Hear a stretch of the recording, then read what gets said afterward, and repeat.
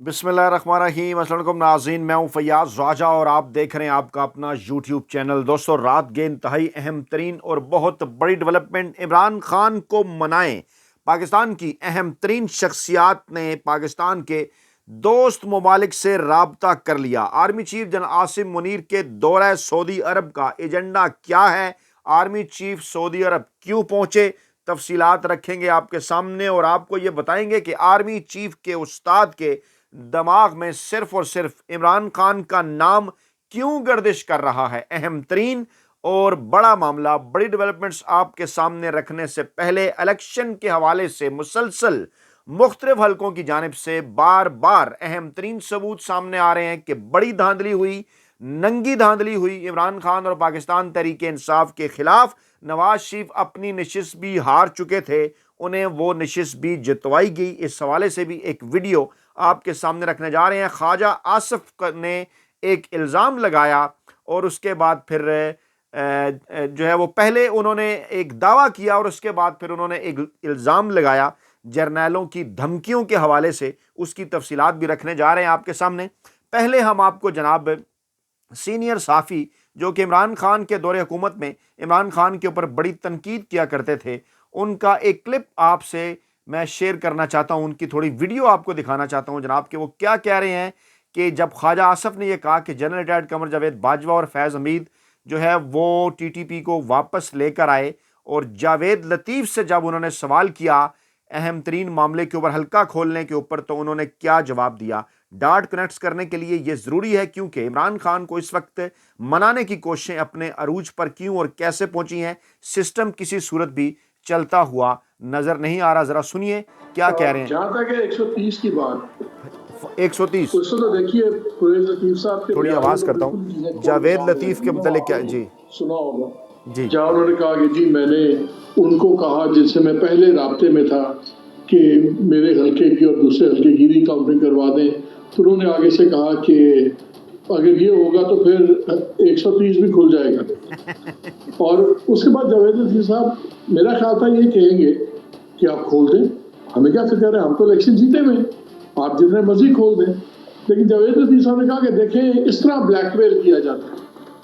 Blackmail का फिर मतलब ये है ना कि आप नहीं चाहते कि 130 खोले। जी, सीनियर सहाफ़ी मोहम्मद मालिक साहब कह रहे हैं कि जावेद लतीफ़ ने कहा अहम तरीन लोगों को कि मेरा हल्का खोलें, तो जवाब ये मिला कि फिर अगर आपका हल्का खोला तो फिर नवाज शरीफ का हल्का भी खोलना पड़ेगा। अन्य 130 और जावेद लतीफ़ ने फरमाया आगे से कि देखें ये तो ब्लैकमेल करने की कोशिशें हैं, इस तरह से की जाती हैं। तो वो ना कहते ना, वो कहते खोलें हल्का, लेकिन वो क्यों कह रहे हैं? क्योंकि उन्हें पता है नवाज शरीफ ये नशिस्त हारे हुए हैं। फैसल वार्डा ने भी एक स्टेटमेंट दी। ये भी बड़ी एक दिलचस्प वीडियो है जिसके जवाब में जुनैद अकबर खान ने बड़ी ज़बरदस्त बात की, साफ और सीधी। वो क्या बात कर रहे हैं इमरान खान के बयानिए को सपोर्ट करती हुई, ये भी ज़रा आपके सामने रखते हैं क्योंकि ये वीडियोस नून लीग का, माफिया हैंडलर्स का और सहूलतकारों का कच्चा चट्ठा मुकम्मल तौर पर वाजे कर रही हैं। जनाब सुनिए। फैसल वाडा साहब ने जो बात की है उसको हम इसलिए नज़रअंदाज नहीं कर सकते कि वो पहले इलेक्शन से पहले वो कहते थे कि जो तहरीक इंसाफ है वो उसका निशान जो है बल्ला वो बैलेट पेपर पे नहीं होगा। तो उस वक्त हम कहते थे पता नहीं ये किस तरह उनको किसने बताया, और मैं तो यकीन भी नहीं करता था। लेकिन फिर वो बल्ले का निशान गायब हो गया। तो अब वो कह रहे हैं कि रमज़ान के बाद अली मीन गंडापुर साहब जो हैं उनके लिए मुश्किलात का दौर शुरू हो जाएगा। तो वो जो हम सुन रहे थे कि आपने रमज़ान के दौरान एहतजाज करना है, तो अब आपका एहतजाज पता नहीं हो रहा है या नहीं हो रहा, लेकिन कोई आप तैयार हैं? रमज़ान के बाद गिरफ्तारियों का सीज़न शुरू हो रहा है। बिस्मिल्लाहिर्रहमानिर्रहीम, जी बड़ी मेहरबानी, शुक्रिया सर जी। हम पहले भी भुगत चुके हैं और यहाँ असम्बली में ये इतना आसान नहीं था हमारे लिए जितने हमने काटी है, तो हमारे लिए कोई मसला नहीं, हम फिर भी तैयार है। और मैं फैसल वाडा साहब की बयान को, उसकी जो उसने जो स्टेटमेंट दी उसको ज़्यादा अहमियत देता हूँ। डॉक्टर साहब मेरे लिए मोहतरम है, और लेकिन जो आप तो उसको आज़ाद कह रहे हैं, लेकिन जो जिनका वो स्पोक्स पर्सन है उसकी बात की ज़्यादा अहमियत है बनिस्बत डॉक्टर साहब की, क्योंकि जब वो कह रहे तो सी कह रहे होंगे कि जिन लोगों की वो तर्जुमानी करते हैं और जिनकी बिहाफ पे वो मीडिया पे बात करते हैं तो उसने उसको बताया होगा। तो हम तैयार है और बिल्कुल मुझे भी लग रहा है। जुनैद अकबर ने कहा कि हम तैयार हैं रमज़ान के बाद तमाम तर मुश्किलात का मुकाबला करने के लिए। गिरफ्तारियां, अली अमीन गंडापुर नाकाबिले ज़मानत वारंट गिरफ्तारी जारी और मुश्किल दौर। رمضان کے بعد جنید اکبر خان کی پہلے بھی تصویر آپ دیکھ چکے، جیل کے اندر مرد کا بچہ کس طرح سے ڈٹ کر جیل کاٹی، اور اب پھر کہہ رہا ہے کہ جن کا ترجمان ہے فیصل واوڈا، یقینی طور پر اگر وہ یہ سب کرنا چاہتے ہیں تو ہم دوبارہ سے تیار ہیں، فیصل واوڈا کے بیان کو ہم اہمیت دیتے ہیں، کیونکہ اگر وہ کہہ رہے ہیں تو پھر یقینی طور پر ان کا پروگرام ہوگا۔ اشارہ کس طرف ہے آپ کو اچھی طرح سے اندازہ ہے۔ اب جب ایک ڈرامہ اس دوران خواجہ آصف صاحب نے کریٹ کر رکھا ہے، جو کہ ایک جرنیلی لونڈے ہیں، ان کے ابا حضور بھی جرنیلی لونڈے تھے، خواجہ صفدر صاحب بھی، یہ خود بھی ایک مشہور زمانہ جرنیلی لونڈے ہیں، اور ان کے رہنما نواز شریف بھی ایک 1982 سے لے کے آج تک جرنیلی لونڈے ہیں۔ آمر جرنیلوں کی گود کے اندر بیٹھ کر انہوں نے، ان کے ابا جی نے، ان کے رہنما نواز شریف نے سیاست کا آغاز کیا۔ کل انہوں نے ایک گیدڑ بھبکی لگائی تھی، اور آج پھر ایک اور یہ معاملہ، یہ چیزوں کو ٹوسٹ کرنے کی کوشش کر رہے ہیں۔ کون سے جرنیل انہیں دھمکیاں دے رہے ہیں، ذرا سنیے۔ اس کے اوپر آپ نے کمنٹ بھی ضرور کرنا ہے کہ خواجہ آصف کی اس موو کے پیچھے آخر کر کیا ہے، کیا یہ پاکستانی عوام کی توجہ بٹانا چاہتے ہیں؟ ذرا غور سے سنیے موصوف کیا فرما رہے ہیں۔ اور فہد حسین صاحب جو کہ صحافی بنتے ہیں، نام نہاد صحافی ہیں، شہباز شریف کے بڑے قریب رہے، سرکاری عہدہ بھی حاصل کر لیا پی ڈی ایم حکومت میں، اور اب دوبارہ سے صحافی بن کے دیکھیں ذرا موصوف کیا فرما رہے ہیں۔ اسمبلی کے اندر جو ہے وہ جنرل باجوہ اور جنرل فیض نے آگے ایک بریفنگ بھی دی تھی، بالکل، اور اس کے حق میں بیانات جو ہے عمران خان صاحب کے بھی آئے تھے۔ اس پہ آپ نے بھی میں سن رہا تھا، آپ نے گجرات کافی سخت سٹینس بھی لیا ہے کہ اس حوالے سے ان کو جنرل فیض کو پارلیمنٹ میں بلانا چاہیے، یا جنرل میں نے باجوہ یہ کو بلانا چاہیے، کہا ہے آپ نے؟ جہاں کہا ہے، مجھے اس کا پیغام بھی آیا ہے کہ جی تم یہ گفتگو بند کرو جو ہے۔ اچھا، ہاں، مجھے اس کا پیغام بھی جنرل آیا ہے، فیض کا پیغام آیا ہے؟ نہیں جس کا بھی آیا ہے، لیکن کہ یہ اس قسم کی گفتگو جو ہے تم بند کرو، کہ تمہیں کہ پارلیمنٹ میں بلایا جائے گا، وہ بلایا جائے گا۔ تو ہم بھی دھمکی میں اس بیان آیا ہے۔ اچھا، ہاں، تو یہ تو پھر آپ کو، اب آپ کیا ریویو کریں گے اپنے اس پوزیشن کو، یا یو اسٹل مینٹین؟ میں سچ بول رہا ہوں، میں کوئی غلط نہیں کہہ رہا۔ آپ کو بھی پتہ ہے کہ ابھی اسمبلی میں آئے تھے اور انہوں نے ایڈوکیٹ کیا تھا کیس جو ہے۔ بالکل، اگر کوئی مجھے دھمکی، میں تو سیاستدان ہوں، مجھے 4 لوگ گالیاں بھی دیتے ہیں، 4 لوگ دعائیں بھی دیتے ہیں، لیکن تو جن لوگوں نے مجھے دھمکی دی ہے کہ تم ہمارے متعلق گفتگو نہ کرو، ان لوگ وہ نہیں افورڈ کر سکیں گے۔ نہیں، لیکن یہ ایک defence minister of Islamic republic of Pakistan کو دھمکی کون کیسے کوئی دے سکتا ہے؟ ڈیفنس منسٹر صاحب اسلامک ریپبلک آف پاکستان کو، ریپبلک آف پاکستان کو دھمکی کون دے سکتا ہے؟ ڈرامہ خواجہ آصف کو آپ جانتے ہیں کن کے بندے ہیں، کن کے بیاف کے اوپر بات کر رہے ہیں، باجوہ اور فیض حمید کے اوپر الزام لگا رہے ہیں، اور اگر سچ کہہ رہے ہیں تو پھر ذرا کھل کر سامنے ہیں، بلائیں انہیں۔ پاکستان تحریک انصاف نے بھی پرزور مذمت کی ہے، کہا ہے جناب کہ خواجہ آصف چاہے ناجائز مینڈیٹ پر ایم این اے بنا ہو، لیکن جنرل باجوہ کی جانب سے ملک کے وزیر دفاع کو دھمکیاں دینے کی پرزور مذمت کرتے ہیں، پی ٹی آئی آفیشیل کے نام سے ری ٹویٹ بھی کیا پاکستان تحریک انصاف نے۔ لیکن سوال یہ پیدا ہوتا ہے کہ جناب اسامہ بن لادن سے پیسے لے کر بے نظیر بھٹو کی حکومت کون گرایا کرتا تھا، کون قریب تھا، رانا ثناء اللہ کے کن کے ساتھ تعلقات تھے،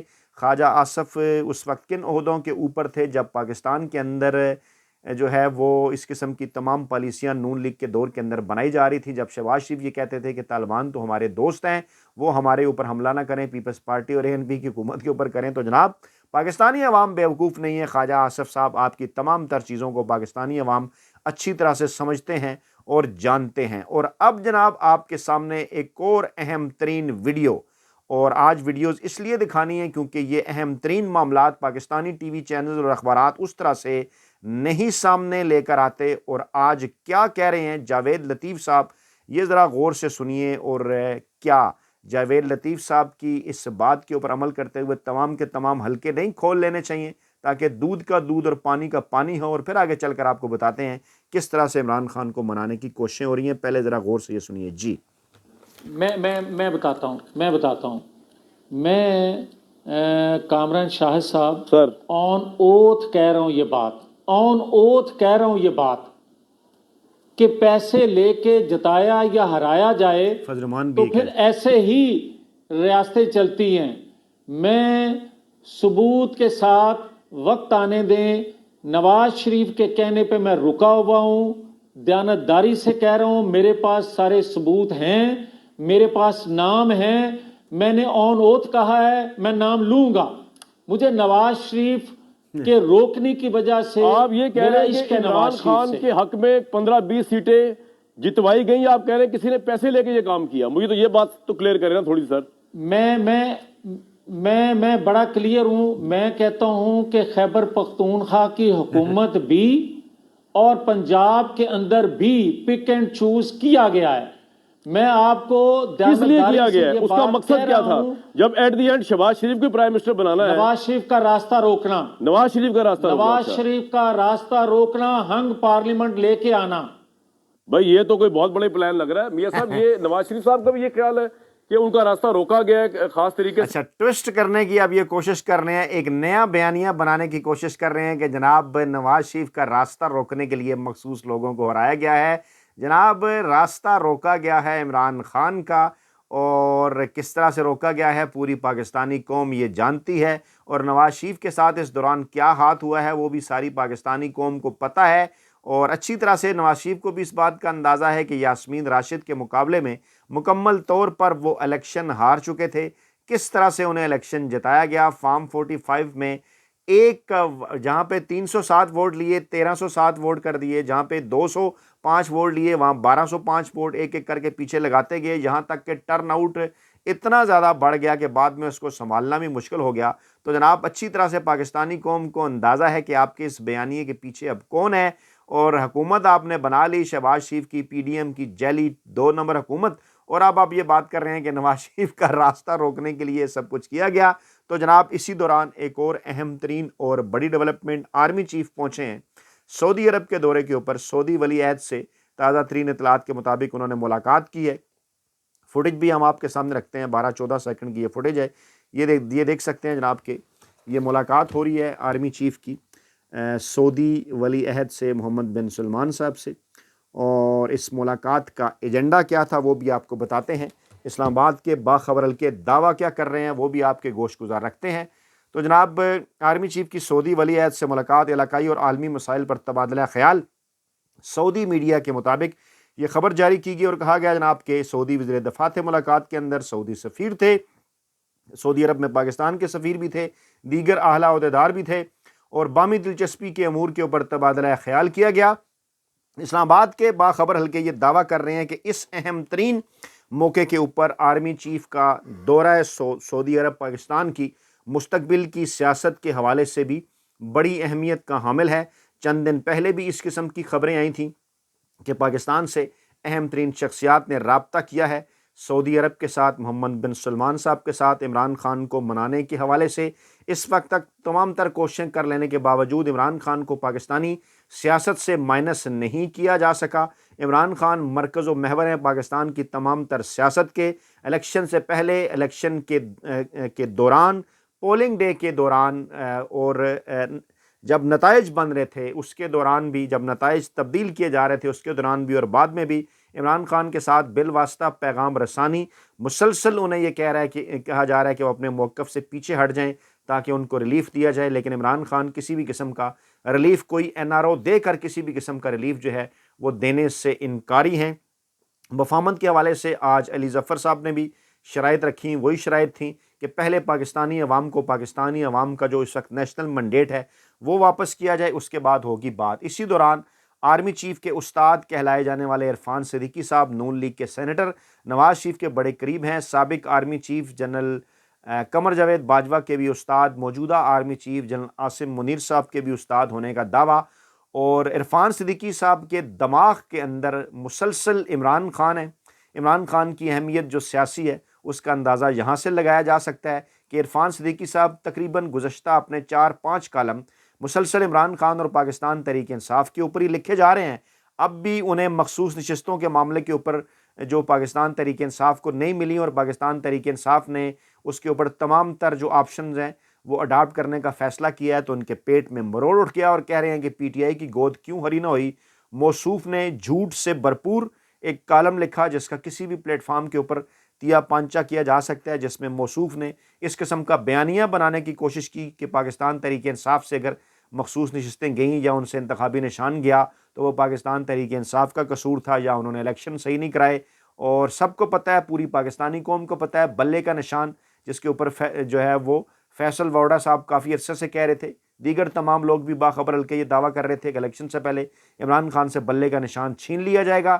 بلے کا نشان چھین لینے کے باوجود جو کچھ ہوا وہ ایک تاریخ ہے. 8 فروری کو کروڑوں کی تعداد میں پاکستانی عوام باہر نکلی، عمران خان کے حق میں انہوں نے ووٹ ڈالا. لیکن یہ کیوں پھٹ پڑے ہیں جو آرمی چیف صاحب کے استاد عرفان صدیقی صاحب ہیں، کیونکہ انہیں اس بات کا اندازہ ہے کہ جب تک عمران خان کو پاکستانی سیاست سے مائنس نہیں کیا جاتا اس وقت تک ان کے جو کہا جائے ان کے گاڈ فادر ہیں نواز شریف، ان کی واپسی نہیں ہو سکتی پاکستانی سیاست میں. اس لیے مسلسل یہ عمران خان کے خلاف جو ہیں وہ کالم لکھتے چلے جا رہے ہیں. اپنا بہت خیال رکھیے گا، دعاؤں میں یاد رکھیے گا. نئی ویڈیو کے ساتھ جلد حاضر ہوں گے. اللہ نے کے بعد.